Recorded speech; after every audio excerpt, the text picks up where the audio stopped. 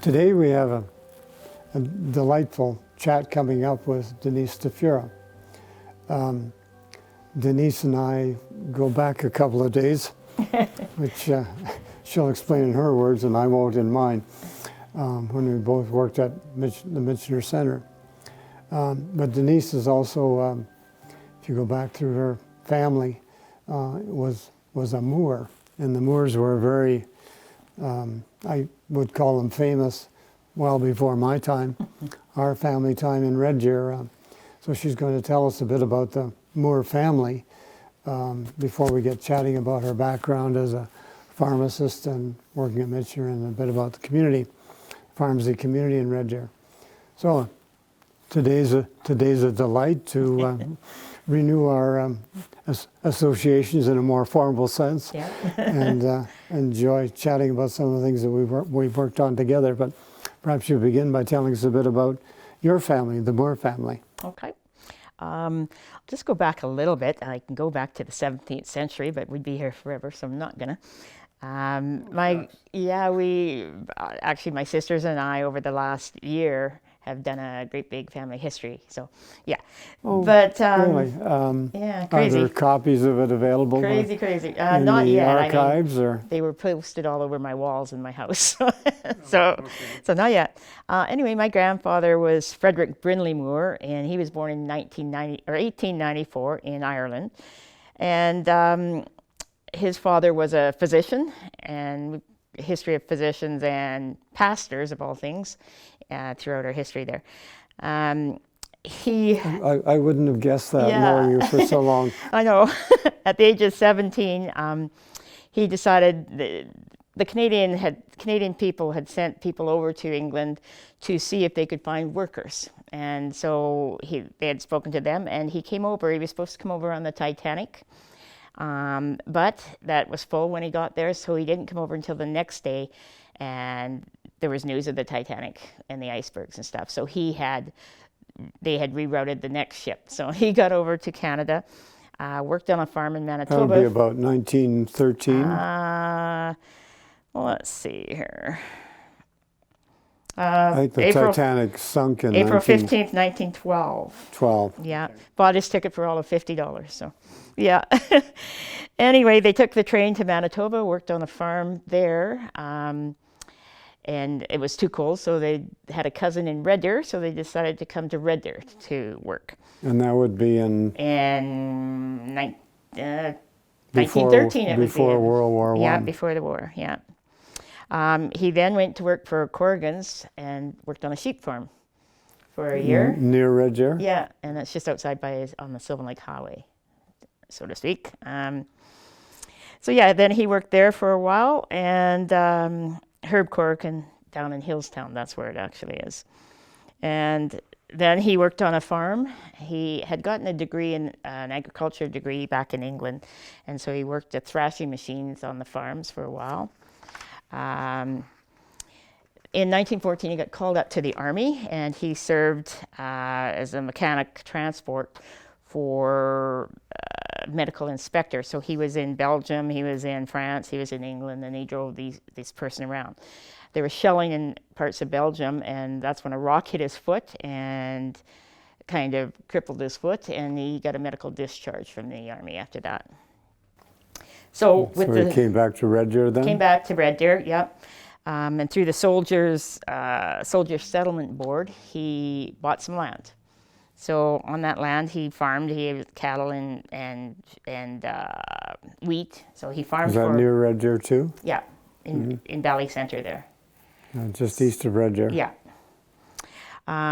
His wife he met. She was a school teacher, and got married and had 4 kids. One of which, the second eldest, was my dad, Frederick William Moore. So Bill Moore is my father.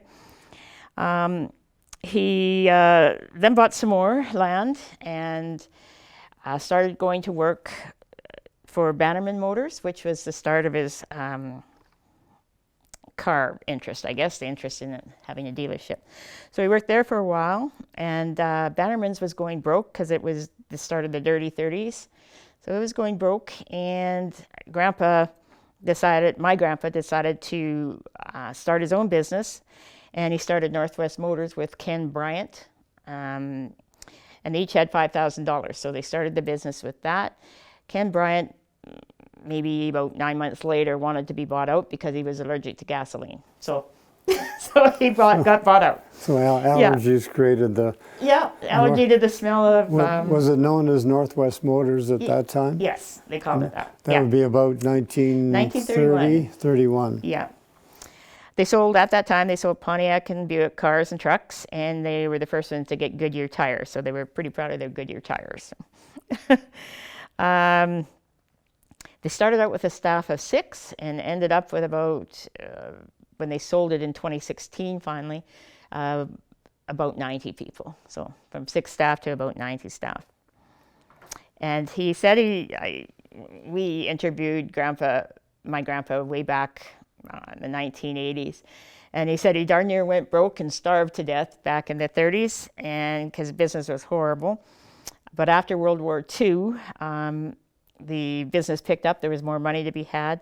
He used to be open from 7 till 11 at night, 7 days a week. So he was always working. As a car dealership. Yeah. He would go get people when their cars wouldn't start. There was no such thing as tow trucks and things, and he would just go help them out if their cars wouldn't go, and yeah. When was the name changed to Northwest Motors and the dealership? It started off as Northwest Motors in 1931 when he left Bannerman Motors because it was going broke. Northwest Motors was a Dodge Chrysler well, dealership. Originally Pontiac Buick. Really? And Yeah. you were allowed Originally to Pontiac able Buick. to switch? Yep. Yep. So that was down in the old Uptown building. I'm not sure of the address down there. Anyway, so then in 1945, he moved it downtown to the FMH, the old... I'm just trying to put the piece together, but if there was a Pontiac Buick, does that become Red Deer Motors? Not sure what happened to the Pontiac Buick one. So he doesn't switch for a while. Because W.E. Lord ended up with Red Deer Motors. Yeah, he doesn't switch to Chrysler to 41. So he runs this Pontiac Buick business for about 10 years, selling that. Yeah. He then, so this is Frederick Moore. So he then moves it downtown to Gates Avenue, where the old FMH building used to be down there. And he lived in a suite upstairs. So he used to live upstairs, and the garage was run downstairs. I know that. I used to deliver his paper. I, as a kid, used to go, they used to have a great big pool table there, and every Sunday my dad would take us there, and while Dad worked downstairs, all of us kids would play up there, so, yeah. and the new building had that opportunity. Oh, yeah. And about that time, in the 1941, he then switched to a Chrysler dealership, and so why, I'm not really sure, but he did. He got the business for that. And my dad, 1946, Bill Moore and Danny Moore then entered the business with my grandpa. And Richard entered, the third brother, entered a few years later. He was a lot younger. He's probably about 10 years younger than them both. So yeah, then they built a new garage in 1962, which is on 32nd Street in Gates, where that was the last of the building, so that was... Well, they were one of the first to move out of the downtown area. And again, there was hardly anything up there when they moved it up there. Not a lot of buildings up there, but yeah. And my grandpa Fred lived upstairs, and I can remember we were kids, and we used to get to go play on Sundays up there, and Dr. Levan, a bunch of other of Grandpa's friends were up there playing smear. And the smear game would start about noon and would carry on, and there'd be smoking cigars and drinking scotch, and I was one of the few that got to go upstairs with them. The rest of them, my older sister Brenda, didn't care.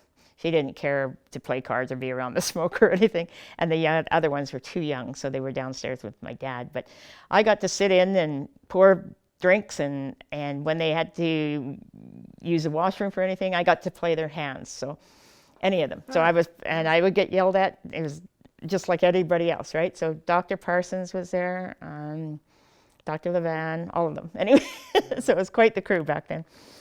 They were rather famous Oh yeah. because you were there Yeah. by invitation Yeah. only. Oh yeah. They look forward to me coming because I could pour them drinks and I could play smear with them. So, and I didn't care if they yelled at me, whatever. I learned, and to this day I still play smear. So yeah. So my grandpa retired in '67, and he did a lot of things with the community of Red Deer. He was the secretary treasurer of the school district from 1919 to 1929. He sat on the Red Deer City Council for 14 years, and he retired as a mayor, and he was a mayor for about 1 year. He was past master and life member of the Masonic Lodge and past director of the Legion and the Elk Club. So he was involved in all of the community things. Again, Red Deer was pretty small back then, probably under 20,000 people. And so it was good for their business to get to know everybody. He was a very outgoing guy, so yeah. When my parents arrived in Red Deer, the population was 2,500. Oh, wow. So when you Yeah. got Yeah. And Northwest Motors ran from 1931 to 2016, and it is the longest established business in Red Deer under the original management. So it's got that distinction, I guess. So it went through several generations. Oh yeah, so when Grandpa retired at 67, he lived upstairs, but he still came down, and his three sons were running it, but he still came downstairs every morning to tell them what to do and how to do it. And so yeah, so my dad took over then. He was the president, and the other two brothers were vice presidents and stuff. So my grandpa passed away at 1982 at age 87, but so he was a going concern all of his life. He was just a busy guy. So my dad took over the business, like I said.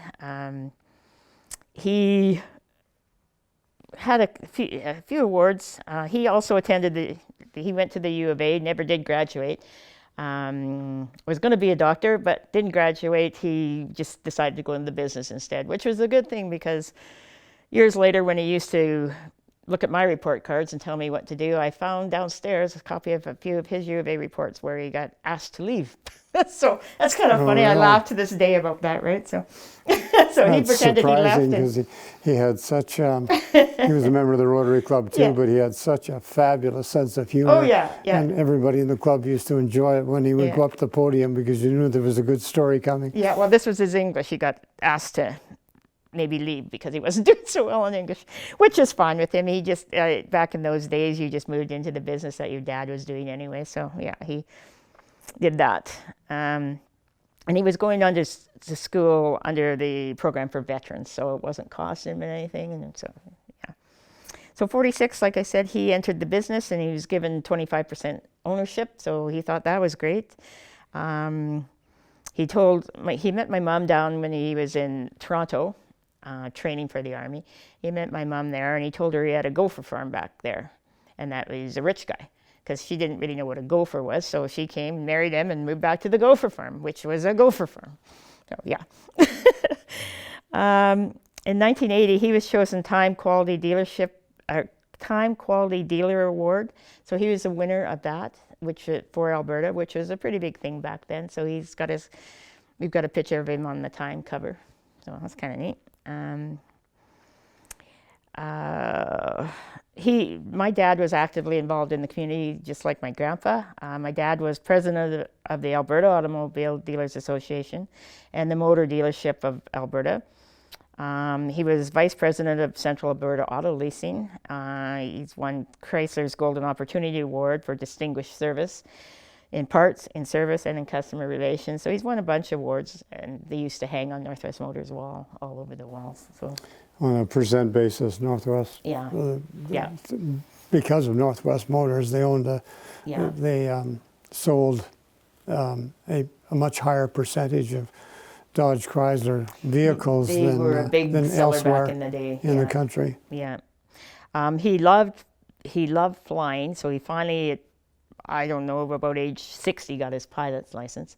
And he sat on the airport commission till finally they took his pilot license away because he wasn't really flying that much. And I can remember him taking me up on the plane, and that was the scariest thing ever. And I never went up again.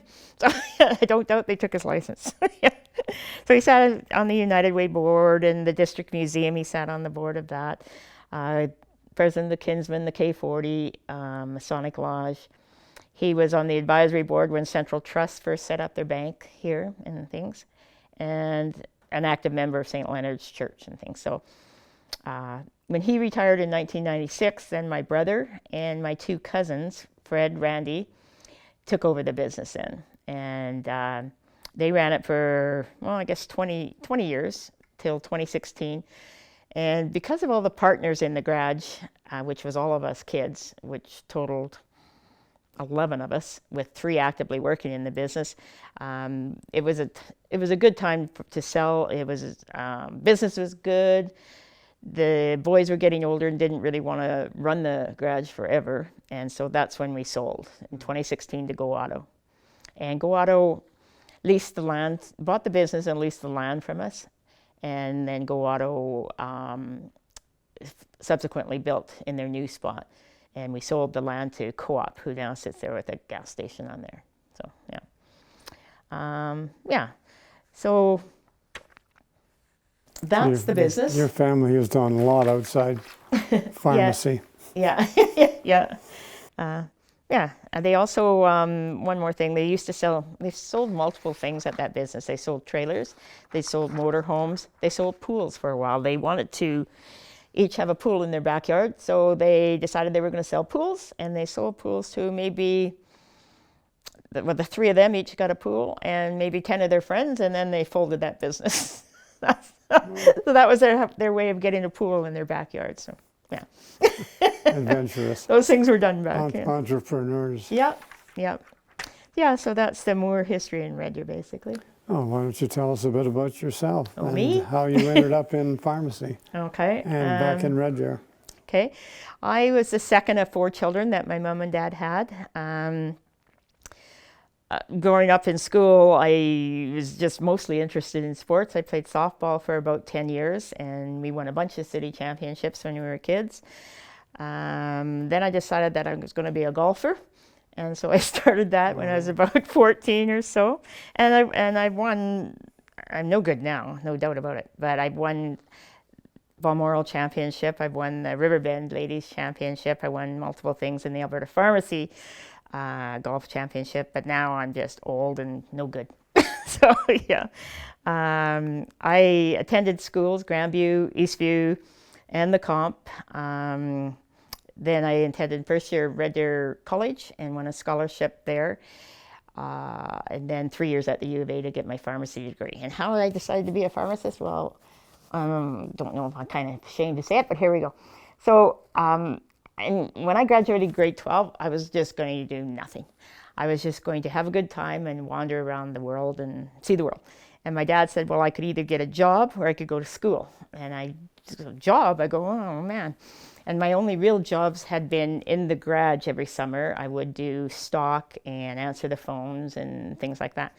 So he said, yeah, you can go get a job doing something and move out or go to school. So I said, oh, what will I be? And he says, I don't know. He says, go to the college. And he says, so I went to the college and I said to them, what can I be with the least amount of school with the most, that gets me the most amount of money? And so they said, okay, well, you could be these things, and one of them was a pharmacist. And I go, well, I knew Ken Sproul because he was a family friend and he had Sproul's drugs. And I thought, okay, well, I can be that. So off I went and I became a pharmacist. So nothing great, no great calling or anything like that. It was just something that wouldn't put me in university forever like a physician. And yeah, just gave me something to do. So when I graduated, I had a job waiting at Eastview Drugs, which is a retail pharmacy over in the Eastview Shopping Center. And I started off there, and I can still remember my first day like it was yesterday. The owner, Doug Grinder, said, okay, here you go. I'll see you later. I'm going golfing. And I was just like a deer in the headlights. I didn't know what to do, how to do it. So I can remember the clerk helping me out, telling me, this is the typewriter, this is what you do, this, we were clueless. We were totally clueless. So yeah, that worked out good. I stayed there for about 6 years and really, really liked retail. But we were mostly all days dispensing meds. We didn't have pharmacy techs back then. And we didn't have computers, and we didn't have drug interaction checking or anything. So we spent most of our time typing and dispensing meds. A bit of time talking to people, but not a lot. So what I really liked about the job though was it was, again, nothing deep. I worked 9 to 9 for a week, and I had a week off. So as a young person, I thought that was great. I'll go to Kelowna for a week, I'll go here for a week, I'll go there for a week. And I did that. And it was great for 6 years. And then I got married. I thought, oh, how am I ever going to have a kid with a job like this? So the missioner job came up. I saw it advertised. And I thought, okay, well, I'll go apply. If I get it, I get it. If I don't, I don't. Whatever. And that was as a senior pharmacist at Yes. Mitchell? Yeah, I was actually, when I was still at retail, he had opened another store. So I was managing one store and he was managing another store. So, yeah. I had worked also, kind of left this out, during my university years, I had worked at Michener. I had worked on Dave in the ladies section and for 3 months during the summer months, or 4 months. And I had worked at Nightingale which was the sick bay area under Gord Bartasak. So I had worked at Michener for 2 summers. So I had experience with people with developmental disabilities that were pretty high functioning at Dove, and also with people who were pretty bedridden. We also lived by Marshalls. All my life I lived by Marshalls, and Val Marshall had some developmental disabilities. She was very high functioning though, and all of our life we played with her on the boulevard where we lived. All of us kids who lived on the boulevard all hung out together, all of us. So again, I had some experience with that. Back in the days too, my mom and dad would have many students who went on to other educational opportunities, started at Mitchell or worked there. Yeah. My mom and dad also, and I think your parents also probably did too, used to have people from PTS, it was called. They used to have people come in and cook and clean once a week or so. So I knew some individuals who were at Michener, who lived at Michener, and again, very high functioning because they would come out and do those things. And we all got along great. We loved them. We couldn't wait till they came again next week. They were fun to be around. So that was my experience with those individuals as a child, right? So, yeah. But you must have learned very quickly how important the pharmacy department was at Michener, because there were a significant number of residents who were on medications. It was, when I started at Michener, the director of pharmacy had already left, and that was Reen Mabin. And she had already gone on to the college to do some things at the college. But again, when I got there, it was just a really big learning experience because I didn't have any experience with the systems that they were using, etc. So I can remember starting there, and about 6 months in, I could see the amount of, the drug types were very limited. They were psychotropic drugs and epileptic drugs, the main two, probably 40% of each were the main drugs. And the amount of drug usage was way higher than I would see in the community, way higher. Not only for people who lived in our community, but even for individuals who used to live at Michener and now were outside in the community. Their drug use wasn't near what we saw. And I had been, knowing that I had been working at Dave, like I said, during the summer months when I was in university, and I could see that there were some very high functioning people, and I couldn't see why they were on these drugs. So it started off like that. My first 2 years there in 81. If you go back into Michener's history, in the 30s in particular, I guess 40s too, but one of the commonest reasons for admission was uncontrolled epilepsy. Yeah. And a large number as a result, a large number of residents, because there was only phenobarb and then in 1939 phenytoin Not a lot available of choices. for treatment of seizures. Yeah.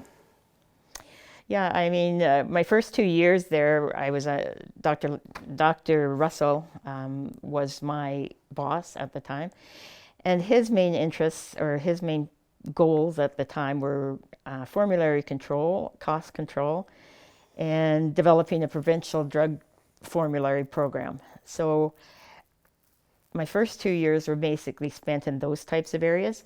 And that would have been in what year? 81, 81. 81 to 83, I'm going to say. We did develop a provincial buying group that consisted of Ponoka, Michener, Alberta Hospital, Oliver, and Edmonton. So there was about Claire's Home as well. There was about 5 main institutions that bought in Alberta together. So we'd get together and decide which drug companies and which drugs we were going to use. And so it was a very tightly controlled formulary at that time. It was quite different than the work you've been doing, where you hadn't been involved other than Very much so, individual because pharmacy basis. yeah, out in retail, it was every drug was there, right? A doctor could prescribe. Doctors all over Red Deer would prescribe whatever they wrote.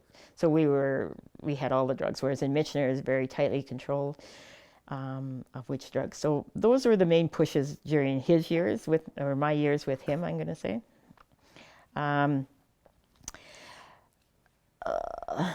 The system that we used at the time was a modular system.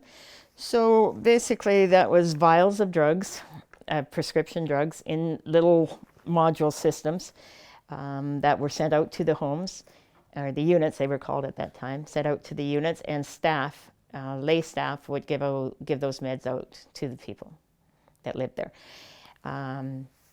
So back in the day, back in early 80s, that was what was. There was no unit dose or multi-system dosing. There was none of that. There was just giving the drugs out of the thing. Michener also had a policy and procedure manual. It was very... The modular system was basically, here's a package that lasts... Yeah, here's your group of 6 drugs that this individual gets, now give them out at the right times. To make it easier for the staff to administer. There was a very rudimentary course that was taught to the unit staff to be able to give out meds, and that was taught by Helen Sadness, and then ultimately Doreen Mumby. And so pharmacy didn't have much involvement at all with that course before. It was just taught by nursing or nurses that were now educators. Okay, so there was a policy manual of 2 pages, and that's what they taught. So it was that was the early days. There was a great push to start to have manuals out on the homes, to start policy and procedures and manuals in pharmacy, in nursing, and out on the homes. So that we were in on the beginning of those things as well. Again, did I have experience with that? No. No. No. So coming from retail, there was no policy manuals.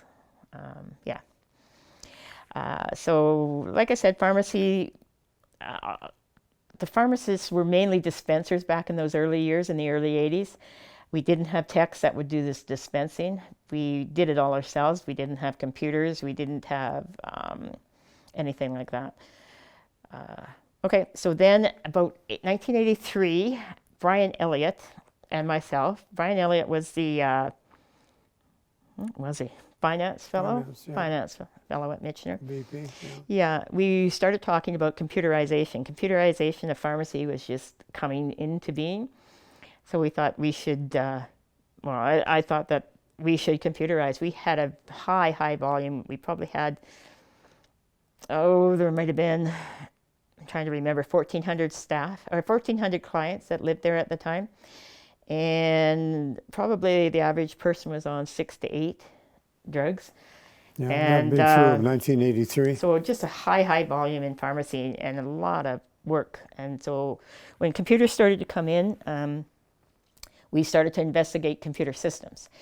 There was no hospital computer systems, and actually Red Deer Regional didn't computerize till long after we did. And so there was no hospital computer systems that you could buy. There was basic retail systems that were starting up. And so what we did was I found a system that was workable, and then we hired a programmer to come and do the changes for our system. So in 1984, Michener computerized, pharmacy computerized. And so that just was a huge workload off of the pharmacists, and suddenly freed up pharmacy time. And I think like 1983 was your time to when you started at Michener, is that correct? Yeah.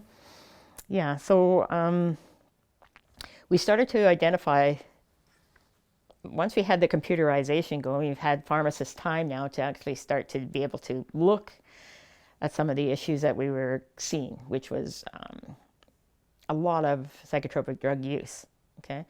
And without a lot of documentation to back it up.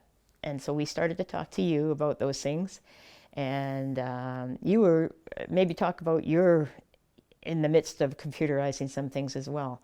Your diagnostic listings, maybe speak briefly about that. Because they all kind of hit at the same time.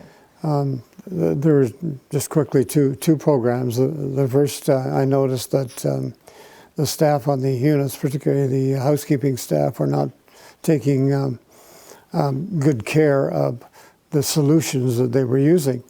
And the residents were seeing an opportunity to consume some liquid, and certainly did. Yeah.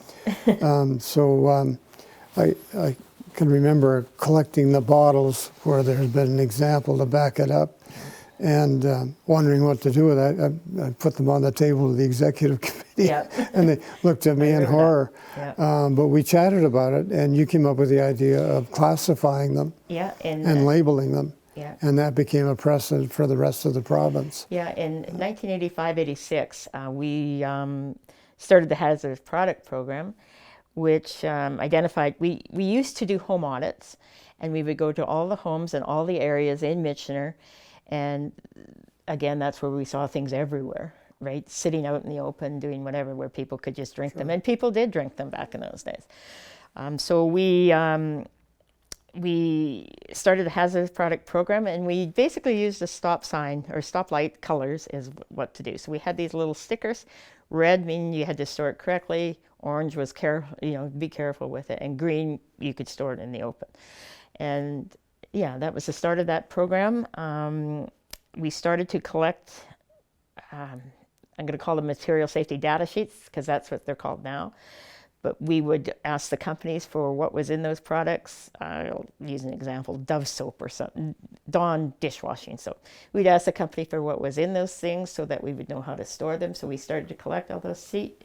How to deal with an ingestion problem. So 1988 is when WHMIS came in, so Workplace Hazardous Information System. So WHMIS came in, and across the board, people started to do those things. So companies had to supply material safety data sheets with what was in their product and how to treat any, if you got it in your eye, if you ingested it, whatever. So all of that became available, and so those were put out onto the units. So we replaced our system once the WHMIS system came in. So we were about 2 years ahead of the WHMIS system, 2-3 years maybe. Yeah. And it had a dramatic and immediate impact. Yeah. And those problems went to zero, essentially. Yeah, and I can remember the Foothills PADIS system used to be operating, and some sort of a program is still operating to this day. So PADIS is Poison and Drug Information System, where lay people could just phone up and say, my child drank some soap, what will I do, kind of thing. So that system is running now too, province-wide. So. But we had a system like that going in 83, 84. So, yeah. Okay, and then there were some other increasingly important changes that began to occur. We started to, you and I had multiple discussions on drug use, and was it appropriate? Were the doses too high? Were the doses too low? What kind of monitoring was being done? Or could a staff just take somebody to the doctor and say, this guy is being bad, and get drugs? And basically, sometimes that was happening. We developed, as a prelude to this, we used to get a lot of articles, a lot of magazines, a lot of breaking stuff. We developed a system, a computerized keyword system, a library system where we could file these articles away and refer to them when we needed to. So it was a computerized keyword system, which they use all over the place now. So we had that in 1988. And about 1988, 89 is when the decision to do a multidisciplinary team PDR type program, or psychotropic drug review program, came to being. And I think at that time the drug use had a good 60% of the residents receiving medications. As you said, the average was extremely high. Yeah. But the question, the point you made to me, I vividly recall, was that the physicians are ordering a lot more carbamazepine, Yeah. which was a new drug out was for treating seizures. Yeah. But why was it going up going up significantly? And it was because, as we looked at it, because the physicians were beginning to order it for behavioral control reasons. Yeah. And it was turning out to be reasonably effective. Yeah. Off-label use of drugs it happens all the time, and it has good results at times, bad results at other times. But things like carbamazepine, valproic acid, and even the newer anti-epileptics today have a lot of effect on mood and behavior. So, yeah, they were starting to use it in those types of things. Yeah. But unfortunately, well, you and I could see the logic of it. People we worked with looked upon it as serious, something that shouldn't be happening, and raising the spectrum of whether or not you were over-medicating residents as opposed to giving them appropriate medications at an appropriate dose. Yeah, I think the questioning of all drugs started to come into being then, not to saying that they were bad, but just confirming that they're useful in what we're treating, confirm that they were the lowest effective dose, and we would take many doses and try them, decrease them, maybe 20% every month or so, and see if they were still needed. And that was a lot of our change too. That really worked well. Well, there was and I've shared this principle with many others who said we have a challenge, and I said, well, it was a simple solution that got us about 2/3 of the way in terms of drug reviews and eventually reductions in their use by just asking one question: how's the resident doing? And if the answer was fine, you drop the dose. That's right. Yeah, it was so common before to just renew their drugs over and over and over when they were doing well. And again, you never gave a person the opportunity to see if they grew or got, or their issues got improved by environmental factors or more opportunities that they got. As time progressed through the 80s, individuals that lived there had more opportunities. They got to go into the community more. They had smaller living environments. They had more home-like living environments. So behaviors are expected to get improved somewhat. They got older. And we also, one of the main goals too was not just to reduce drugs, but to optimize their quality of life. So we had a multidisciplinary team of home staff, family, psychologists, nursing staff, but everybody was every kind of discipline was represented at those meetings, and everybody had a say as to what the individual is, where they could participate for sure. Had a say as to what would improve their quality of life. What could make me more aware so that I'm not sleeping all day. We had individuals that, as we reduced drugs, they started to talk. They started to interact with people. And their quality of life was measurably better for sure. So yeah. Well, we went through that first stage, which got us about 2/3 of the way, and as I recall, we eventually were able to reduce the as measured in chlorpromazine equivalents, we were able to reduce the amount of antipsychotic medication by 50%. We went from 65% of the people on psychotropic drugs to 40, low 40% on. And those that did remain went on half the dose. So big changes in individuals by just doing those things. But then we faced the second challenge, and that is we'd achieved this much, but was that the best drug? Was that the right drug and the right dose? And the only way you could then tell for those who remained on medication was to reduce them and then monitor their behavior. Yeah, and we kept a list of what the individual had been on or had been tried on, what dose had they been tried on. So we didn't repeat our past mistakes if they got into if they had issues where they may need a drug again. We didn't have to repeat the same mistakes or the same things that didn't work before. I shouldn't One of the call them largest mistakes, I guess, but- tasks your staff took on was to do that review Yeah, and to indicate whether there was any information that any Yeah. previous drug changes were beneficial or otherwise. Yeah. It was an enormous task. and there was no programs like that in Canada, nothing like that. And so we were one of the first to have a system, a multidisciplinary system like that, that didn't go into target to reduce drugs, but ultimately ended up doing that. We just wanted to confirm that that person needed that it was the right drug, right dose, whatever. But ultimately, it did result in a lot less drug usage. So, yeah. Well, it was, because I remember looking at the community drug use rate, and it was around 5%. Yeah. Yeah. And even that was without having attempted to validate it. Yeah.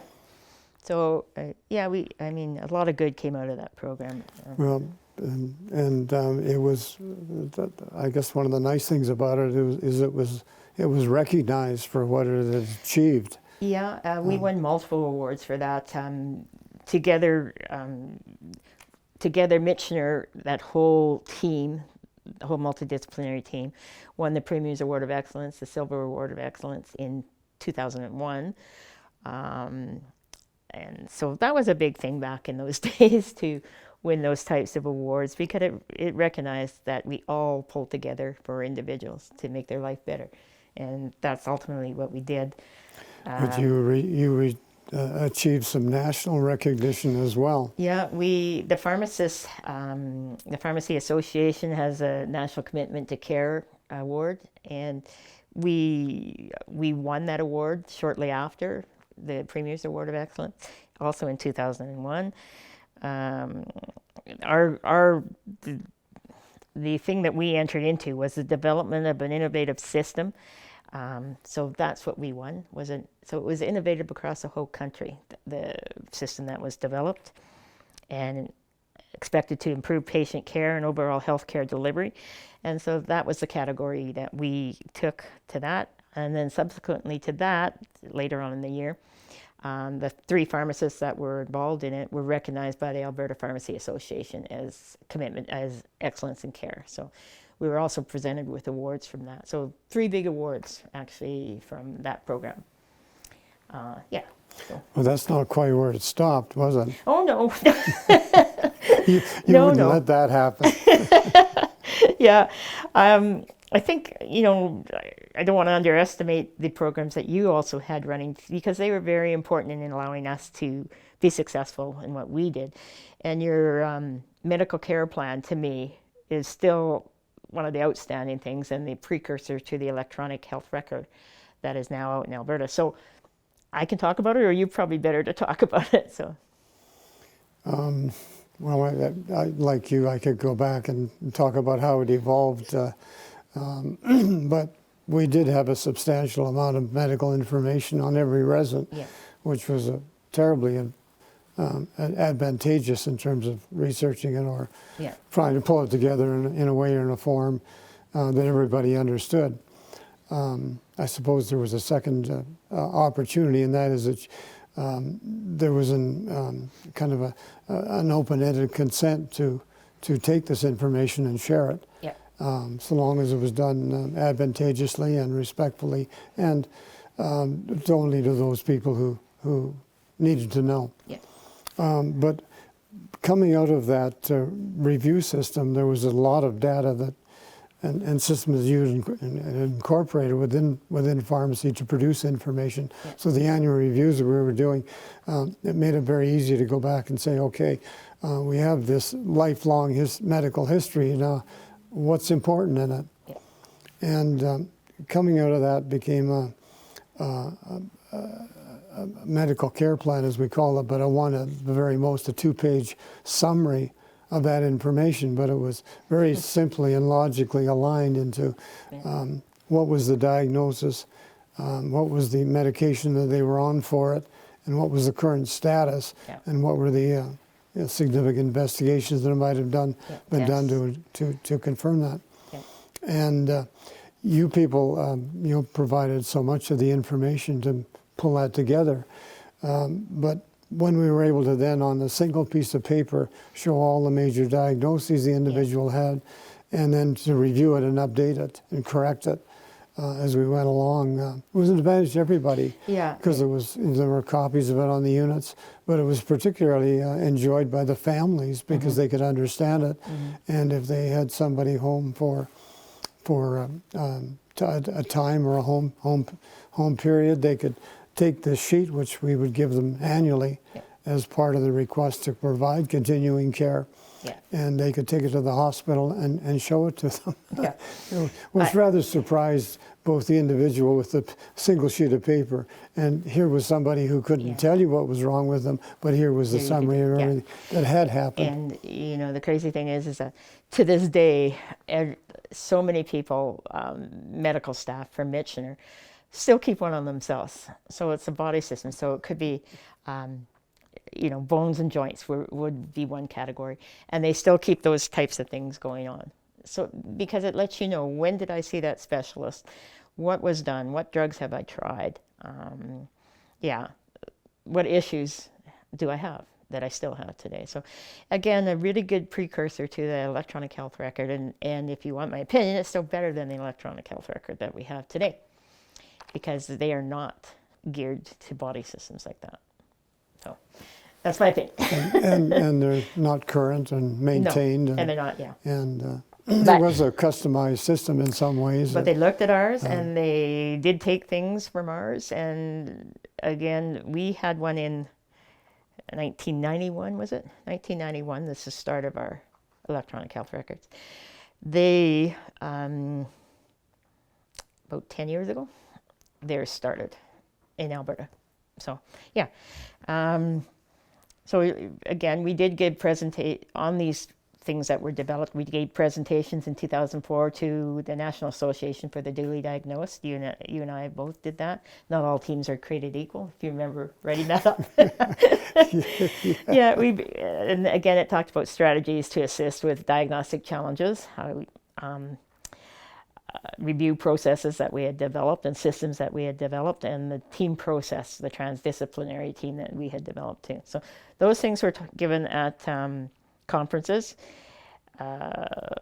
We also talked in 2007 on the long-term care colloquium in Calgary that we gave a presentation to physicians there. So I've given presentations to pharmacists at the Pharmacy Association on the systems, and like you said, we widely shared our data and our systems of doing things, and we were at least, on the most part, 10 years ahead of everybody else. We're still ahead. The system is I still still ahead. like our system's better. I mean, you can make some improvements, but still. So, yeah. Then, as far as pharmacy concerned, we carried on in 2007, as you are on that too, on emergency preparedness, if you remember that one, on pandemic planning, 2007. So we won a gold Premier's Award for that one.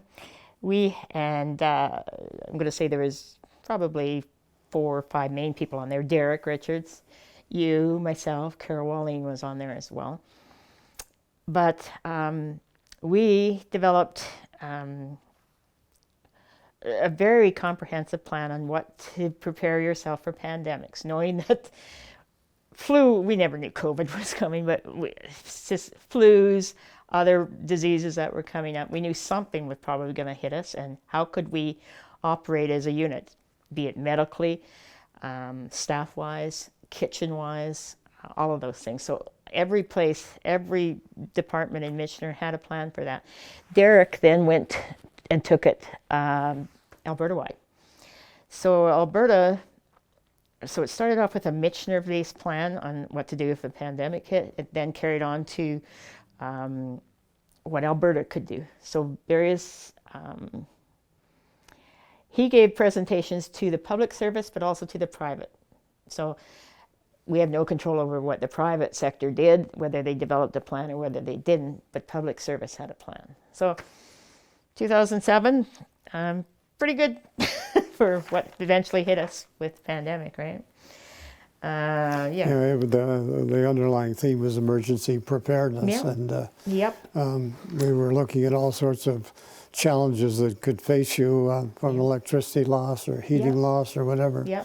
And it was designed to address those. Yeah, it addressed everything. So it was then 2009 came, and that was the Moving Ahead project.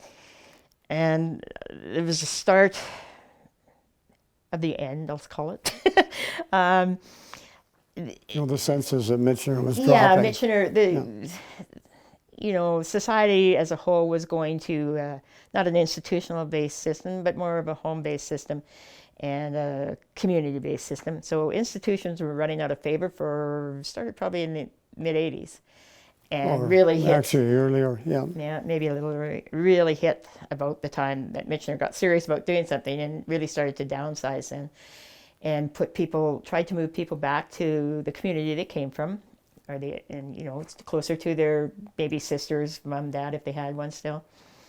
And so the Moving Ahead project, it's my life. It also won a Premier's Award. I got taken out of pharmacy in 2008 to overlook that plan. So basically I wasn't in pharmacy anymore. I was sitting over in the office by you and taking a look at all the services. So all the services developed a plan to either keep it Michener, outsource to the community, or partial outsourcing. So they all had plans to do that, and many a service was downsized or partnered with somebody else to, I'm going to not say get rid of, but to provide services in maybe a better way. And so that happened we used to call it sick bay or the wellness center. And so the wellness center partnered with David Thompson Health Region I think you had 12 beds maybe there. Maybe around that amount. Active beds, maybe. Yeah, so they partnered with David Thompson to Health Region to take individuals, whereas we were caring for this. I guess it was a shift between hospital care, downsized to this care Michener provided, and then your home care. So that middle part was gone, and so that was one of the systems that was gone. Lab X-ray partnered with David Thompson Health Region to be gone as well. And eventually I retired in 2009, and I came back in 2011, I think it was, for 3 months. They wanted to outsource pharmacy, so that's what we did. That they started to have electronic records more available outside in the community. So that was done then. Fire protection too was outsourced to partnered with the Red Deer City, and fire protection was outsourced then as well. So there were some other services. I just slipped my mind right now, but anyway, there were some other services that partnered with Red Deer Services somewhere out here. Mm-hmm.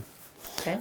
All part of the downsizing of Michener and the outsourcing of now, a number of its programs and services to the community. Now I think there's only about 120 individuals remain living there, and they all live in home-like environments now, or apartment-type things, versus our big wards that we used to have where 40 people may live on a unit. And now they're demolishing those they're demolished facilities. Now, 50 years later or more. So I retired in the spring of 2009, and then I just sat on some boards for a while. I sat on the Canadian Mental Health one, the Alberta Division one. I sat on the Central Alberta one, that's out of Red Deer of Mental Health. I sat on the Red Deer Christmas board for a while, and then I found that I was just as busy as I was at work. So then I got rid of a few boards because it was craziness, right? I was just as busy as I ever was. Now I just volunteer at Christmas Bureau and the Red Deer Regional Hospital and things. So yeah. Well, it's been a fascinating summary of a very interesting Red Deer family. Perhaps we can just spend a moment or two on, although it's working at Michener as a pharmacist is quite different than working in an individual pharmacy. Yeah. But there's certainly been changes over that period of time in how pharmacies operate, or how they operated in Red Deer. And perhaps you'd summarize just some of at least the major changes that have occurred in the next few minutes.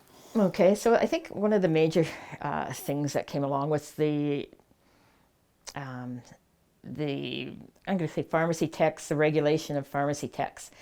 When I first graduated in 75, the pharmacists were the sole dispensers and running the pharmacies, and there was nobody else, right? Then pharmacy techs came along, and it was a one-year course at Red Deer College. And they basically came along and took over dispensing duties from pharmacists, which is all we used to do.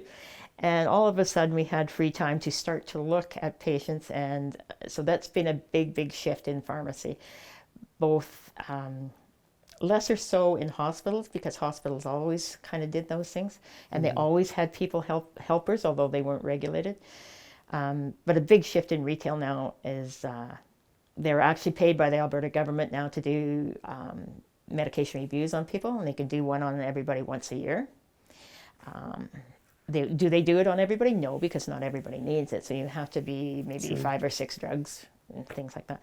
So they're now paid to, I'm going to say, not dispense drugs. And by that I mean if I can look at your drugs and lessen them, great. Because there was no incentive before to do that. I only made money as a pharmacist if I dispensed drugs. Now, that's not the case anymore. So it's more looking at how hospitals look at you, which is the pharmacists are out there with the physicians, maybe suggesting the correct drugs, maybe suggesting lesser doses, higher doses, things like this. So you get that a lot more. So that's been a big shift with the pharmacy techs. The next was the med distribution system. A lot of them are unit dose. Most hospitals now are unit dose, meaning they come in packages. A lot of the hospitals have machines now that, as the pharmacy tech inputs into the computer, the machine will spit it out into little plastic package things that the nurses can give out.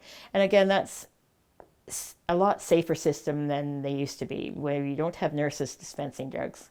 The drugs are a lot more complicated now. One of the things I maybe forgot to mention is we developed a drug interaction computerized system, and we were the first ever to have that. Because of the amount of drugs now and the interactions with various drugs and food and medical conditions that you might have, pharmacists used to have a lot of knowledge in their head, and hopefully they remembered it when they gave you your drug. What we developed was a computerized system which would stop the dispensing of a drug if it interacted with another drug, and a pharmacist would then have to override it on the tech. And so a lot of these things were developed. So that's a lot safer systems out there now, for sure. So the main things are the dispensing system that I just mentioned about, and the safety and the ability of pharmacy techs now to take over what pharmacists used to do, and pharmacists more involved in patient care. I realize we've spent in our chat a fair bit of time talking about Michener, and I must admit I have a subtle agenda in that focus, not from a personal perspective, but rather from the point of view that there has been one book written on Michener, and it was not a complimentary book, and it didn't have access to a lot of things that were changes that were made, progress that was made at Michener, and recognized by others to the point that they incorporated some of the initiatives that we had taken. So hopefully our chat today will provide another source of information for people who are researching Michener in particular, and some not so much the impact Michener had on the community, but rather some of the things that it did internally that were widely accepted, or were quite frankly ahead of their time, and still are. Yeah, true. That's so true. Well, I'd delight to end on that note. Thank you very much, Denise, for all the homework you and your family have done in putting your famous family together, at least in written form. And I can't help but encourage you. I can remember, I think it's a hallmark of your family to have that sensitivity or interest, because I can remember Tracy providing me with an early history of your family. That's interesting. and it probably is one of the reasons why we have one done on ours. But the Moore family are a hallmark name in Red Deer, and at this stage, with Red Deer having gone from your time where it was a lot less than 2,500, your family's time, to where it is now at 100,000, there aren't too many of those, that small group of families that existed then and still exist now, and have enjoyed Red Deer to the point where they remain in Red Deer. Yeah, that's true. All of us still do. Yeah, Yeah. and if we had to do it again, we'd do it the same way. Oh, absolutely. Yeah. But yeah, it's just I don't know, just the meeting of the right people at the right time is all I can say is how these things all came about. It was just, yeah, you coming on board in '83 and just the right people at the right time. Yeah. Well, I can't say it was planned. It No. just evolved. Evolved, yeah. From the point of view of there's a challenge, there's a problem, Yeah. therefore there's an opportunity, and Yeah. and it also took the right people, Yeah. not just the attitude, but the right people to Yeah. make it happen. And to support because us those sort of things take a while Yeah. to. Support us in while we're implement. doing it. Yeah. So Yeah. yeah. So it's been fun going over that again, Yeah. Denise, and Yeah. I appreciate you sharing your family history and your Michener history for us today. So thank you very much. All right.